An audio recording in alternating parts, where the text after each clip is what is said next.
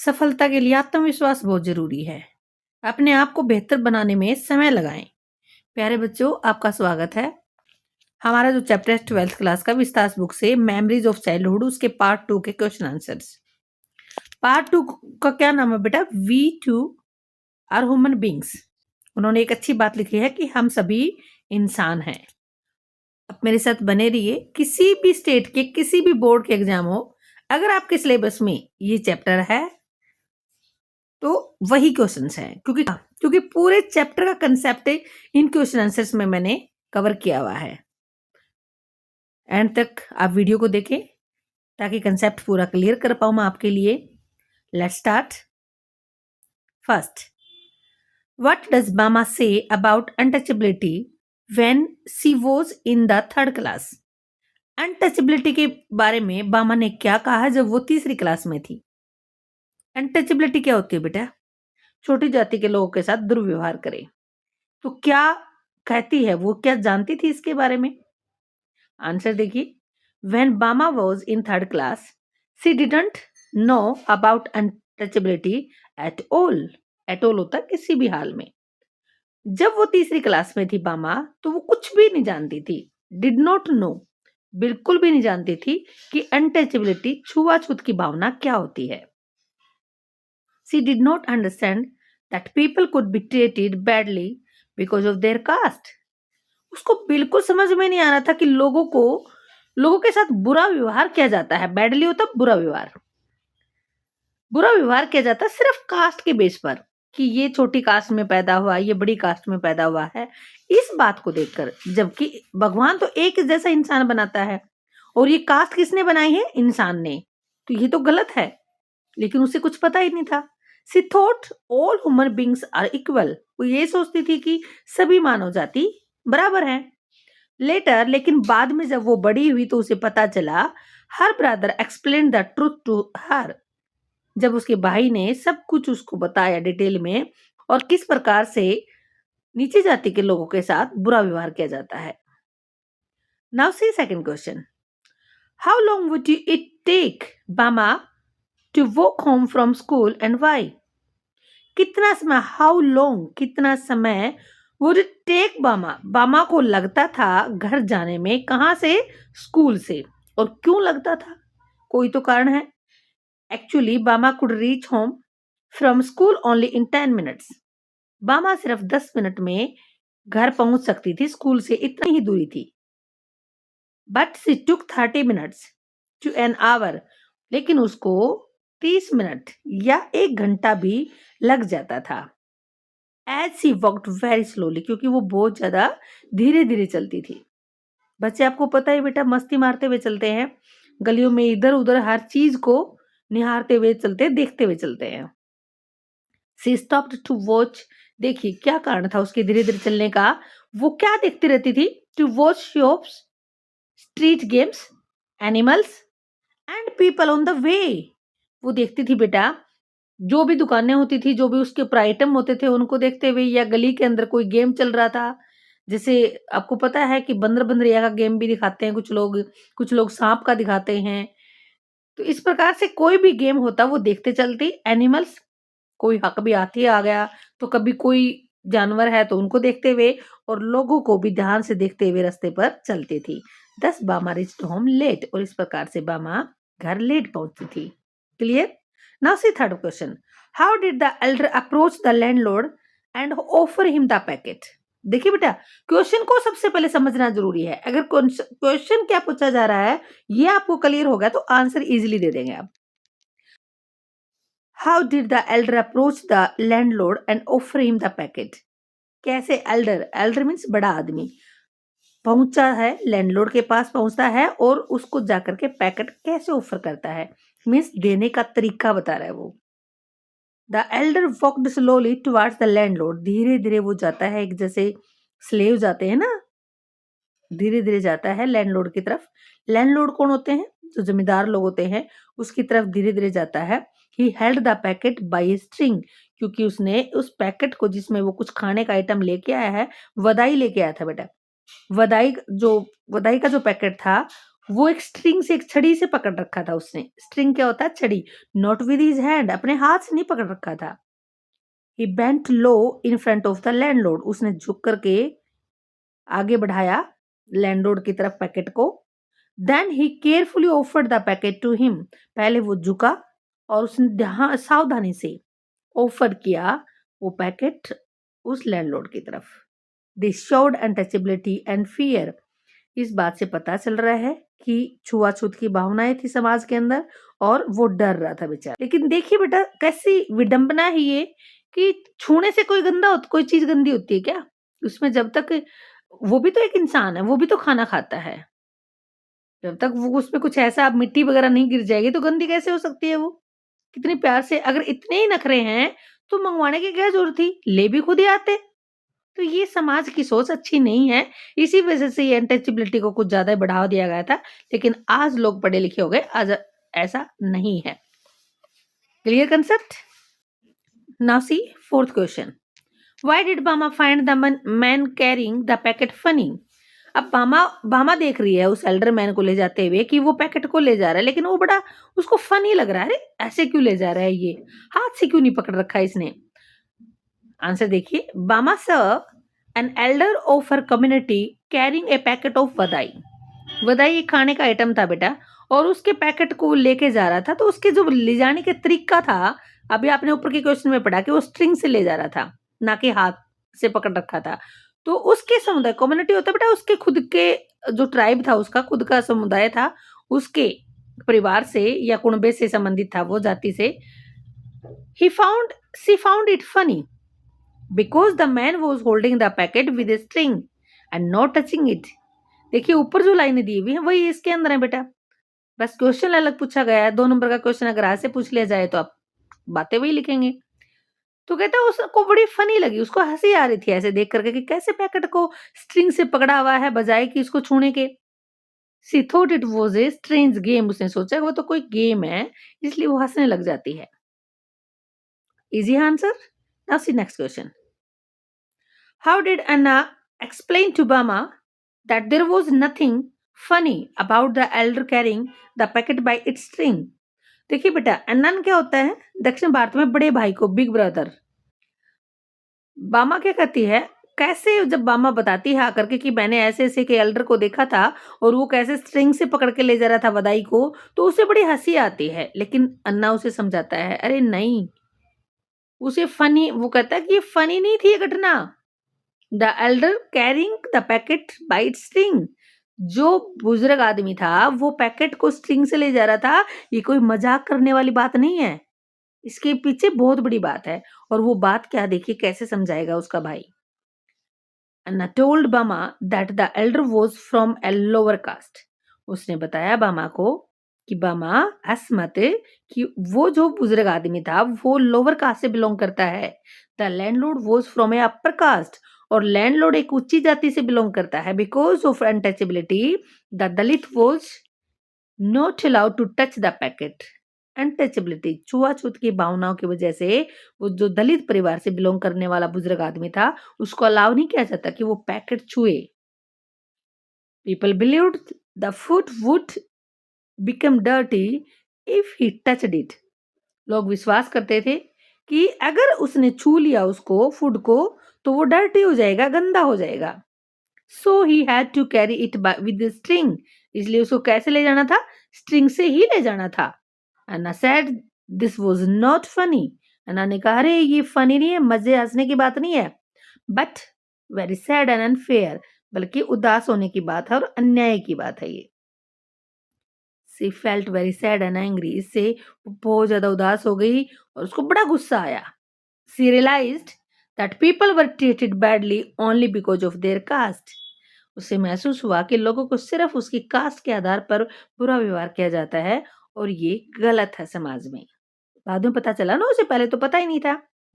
देखिए आप इसमें लाइनें रिपीट हो रही हैं बेटा, कंसेप्ट वही है, सिर्फ क्वेश्चन पूछने का स्टाइल अलग होता है और इसी में बच्चे घबरा जाते हैं। अगला देखते हैं question. What advice did her brother give her? What impact did Anna's advice have on Bama and with what effect? क्या कहता है? क्या सलाह दी थी उसके भाई ने उसको और उसका क्या असर हुआ बामा के ऊपर? देखिए, आपको पता है उसने ये तो कहा था ऊपर वाले क्वेश्चन में, हमने देखा कि ये कोई फनी नहीं है, इससे वो बहुत उदास हो गई थी। लेकिन बेटा हर चीज़ का एक सॉल्यूशन होता है और जो आज के समाज में हमें दिख रहा है अनटचेबिलिटी का सॉल्यूशन, और वो क्या है? स्टडी। तो यही सलाह दी थी उसने। अन्ना एडवाइज्ड, अब यहाँ कहेंगे कि यहाँ अन्ना है, यहाँ एन है। बेटा अब अन्ना ऐसे भी लगा सकते हैं, अन्ना बोलते हैं, ये एक इंग्लिश का वर्ड नहीं, ये जो व्हाट्सएप लैंग्वेज है बेटा। तो इसको ये अन नहीं लगाएंगे तब भी सही है। Anna advised her to study well and become educated. उसने कहा कि अच्छे से आपको स्टडी करनी है और शिक्षित बनना है। Education would help her gain respect and fight discrimination. एक सिर्फ एजुकेशन है जो उसकी रिस्पेक्ट को प्राप्त करने में हेल्प करेगी और इस डिस्क्रिमिनेशन क्या होता है? शोषण, जो शोषण हो रहा है उसके खिलाफ लड़ने में हेल्प करेगी। Bama stopped finding such incidents funny. उसके बाद मामा ने ऐसी जो घटनाएं जब भी देखती तो उसको वो फनी नहीं लगते क्योंकि उसको रियलिटी का पता चल गया था। She understood that untouchability was wrong and painful. वो समझ गई थी कि जो छुआछूत की भावना ये गलत है और इससे दुख पहुंचता है लोगों को। She felt sad and angry about it. वो बहुत ज्यादा उदास हो गई और गुस्सा आ रहा था उसको इसके बारे में। After this she studied very hard. उसके बाद बहुत ज्यादा मेहनत की उसने। Education made her confident and respected. जिसकी वजह से वो कॉन्फिडेंट बनी, अपने आप पर उसको विश्वास हुआ और उसकी लोगों ने रिस्पेक्ट करना शुरू कर दिया। She decided to stand against caste discrimination. तो उसने फैसला ले लिया कि मैं जो कास्ट के आधार पर अन्याय हो रहा है, शोषण हो रहा है, उसके खिलाफ लड़ूंगी। स्लोली पीपल स्टार्टेड रिस्पेक्टिंग हर। और धीरे धीरे लोगों ने उसकी रिस्पेक्ट करना शुरू कर दी। ये बड़ा क्वेश्चन भी आ जाता है बेटा। ये दो क्वेश्चन वेरी वेरी इंपॉर्टेंट है, फिफ्थ और सिक्स्थ। अब आप कहेंगे कि वेरी इंपॉर्टेंट तो सभी होने चाहिए। ये वो क्वेश्चंस हैं बेटा जो हर बार रिपीट होते हैं। Now see seventh question. अगर आप बात करेंगे ऊपर वाले दो इंपॉर्टेंट क्वेश्चन है उनकी और इस क्वेश्चन की बात, तो वो ज्यादा इंपॉर्टेंट है। How does Bama describe the scene of threshing? Threshing का सीन कैसे बताती है? थ्रेसिंग क्या होती है बेटा? जैसे अनाज निकालते हैं मशीन लगा करके। What was going on at the opposite corner when Bama came to her street one day.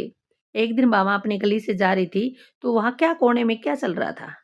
ये भी क्वेश्चन आ सकता है। वहां थ्रेसर लगी हुई थी बेटा और अनाज निकालने का काम चल रहा था। बामा says that the threshing scene was very lively and full of activity।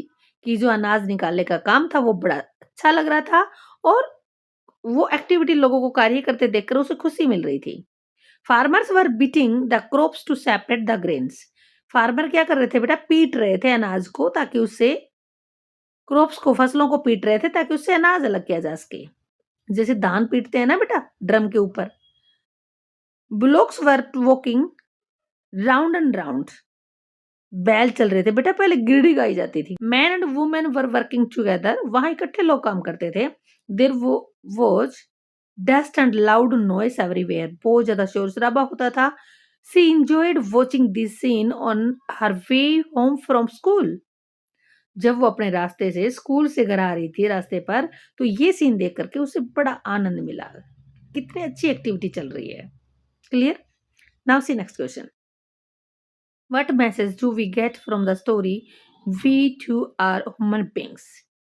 ये बड़े क्वेश्चन में भी आ जाता है बेटा कई बार। इसको ध्यान से सुनेंगे क्योंकि किसी भी चैप्टर का एक मैसेज जरूर होता है। कोई भी राइटर यूं ही चैप्टर नहीं लिखता है। वो क्या मैसेज है देखिए। All human beings are equal no matter their caste culture and community. सभी मानव जाति इक्वल होती है। कोई फर्क नहीं पड़ता किस जाति से बिलोंग करता है, किस संस्कृति से बिलोंग करता है और कौन से समुदाय से जुड़ा हुआ है। Discrimination and untouchability are wrong and should be stopped. और शोषण करना और छुआछूत की भावना रखना ये बिल्कुल गलत है और इनको रोक देना चाहिए। यही कहना चाहता है राइटर हमारा। बिल्कुल। Everyone deserve respect. हर किसी को रिस्पेक्ट चाहिए, dignity and a chance to live a normal life. और एक अच्छा चांस भगवान ने दिया है, तो हम इंसानों को भी, हर किसी को एक नॉर्मल लाइफ नॉर्मल ज़िंदगी जीने का अधिकार देना चाहिए। Education and courage can help fight injustice. लेकिन अगर समाज में इनजस्टिस हो रहा है, तो हम क्या कर सकते हैं? हमारी एजुकेशन के द्वारा शिक्षित होकर और साहस के साथ उसके खिलाफ लड़ सकते हैं। ये नहीं है कि आप अत्याचार सहन करते रहो। जैसे अंग्रेजों ने हमारे इंडियंस के ऊपर अत्याचार किए थे, तो हमने अपनी लड़ाई लड़ी और आज देश आजाद है। In short, the story teaches us to treat everyone with kindness and equality. ये कहानी हमें बताती है कि हमें हर किसी के साथ दयालुता भरा व्यवहार करना चाहिए और समानता का, सभी को समानता देनी चाहिए। Clear? Now see what's the question first. What operations and description did Jitkalasa and Bama experience during their childhood? कौन सा शोषण और कौन सा अत्याचार जिटकालाशा ने और बामा ने दोनों ने अपने बचपन के दौरान सहन किए? How did they respond to their respective situations? जो भी हालात थे उनके प्रति इनके रिएक्शन कैसे थे? या फिर क्वेश्चन ये भी आ सकता है, बेटा कंपेयर करो जिटकालासा और बामा के दोनों के एक्सपीरियंस को। बात वही है, क्वेश्चन वही है, एक्सपीरियंस है दोनों का बचपन का। इसमें चाइल्डहुड ऐड नहीं किया हुआ, सिर्फ छोटा सा क्वेश्चन पूछा गया है, लेकिन आंसर सेम है क्योंकि क्वेश्चन भी सेम है। Now see answer. Both were innocent children. दोनों ही मासूम बच्चियां थी। Both suffered because of discrimination. दोनों ने अन्याय सहन किया, अत्याचार सहन किया। Zitkala Sa faced racial discrimination in a boarding school. Zitkala Sa को कहाँ मुसीबत का सामना करना पड़ा बेटा? अन्याय, शोषण का सामना अपने बोर्डिंग स्कूल में। Zitkala Sa was a native American girl. क्या थी बेटा? अमेरिका के रहने वाली लड़की थी। She was taken to a boarding school. उसे स्कूल भेजा गया। There her long hair was cut forcefully. वहां पर उसके लंबे बालों को जबरदस्ती काटा गया। Which was against her culture, जो कि उसकी कल्चर के खिलाफ था, क्योंकि उनकी कल्चर में बाल नहीं काटने होते थे। Her language and traditions were not respected. ना उसकी भाषा की कोई वैल्यू थी वहां पर, और ना ही उसके रीति रिवाज की कोई वैल्यू थी। She felt sad and scared and hurt. उसे बड़ी उदासी हुई, डर गई बहुत ज्यादा, और उसे उसकी आत्मा को, उसके जमीर को ठेस पहुंची। But she did not loss courage. लेकिन उसने साहस नहीं छोड़ा। Bama faced caste discrimination in her village. दूसरी साइड जो बामा थी, उसने अपने गांव में ही शोषण सहन किया। कैसे? वो वही एल्डर वाली कहानी बतानी है। She belong to a lower caste and saw people treated as untouchable. वो एक लोअर कास्ट से बिलोंग करती थी बामा, और उसने देखा कि लोगों के साथ छुआछूत का भेदभाव हो रहा है। Clear? One day Bama saw the N elder of her community. अभी देखेंगे इसके अंदर, अब आगे जो आंसर देना है वो वही ऊपर वाला आंसर देना है। One day Bama saw an elder of her community carrying a packet of vadai by a string. एक दिन उसने देखा कि उनके समुदाय का कोई बुजुर्ग आदमी स्ट्रिंग से एक पैकेट को पकड़ के ले जा रहा था, जिसमें वदाई थी। वदाई एक खाने का आइटम होता है बेटा, दक्षिण भारत में है ये item. She was not allowed to touch it. उसे बिल्कुल भी अलाउड नहीं था कि उसको छू कर लाए। At first she laughed. Starting में तो वो हंसी थी, but later she felt sad and angry. लेकिन बाद में उसको बड़ा गुस्सा आया और वो उदास हो गई। She decided to study hard and fight against caste discrimination.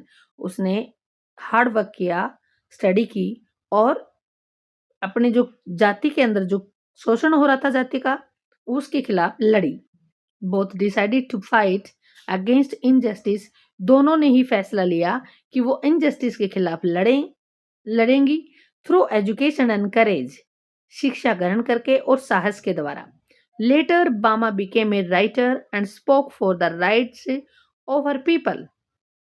बाद में जब बड़ी हुई बामा, तो वो एक अच्छी राइटर बनी। उसने अपने लोगों के हक में आवाज उठाई अपने राइटिंग के द्वारा। Now dear friends, concept is clear. आप अपने दोस्तों के साथ भी शेयर करेंगे।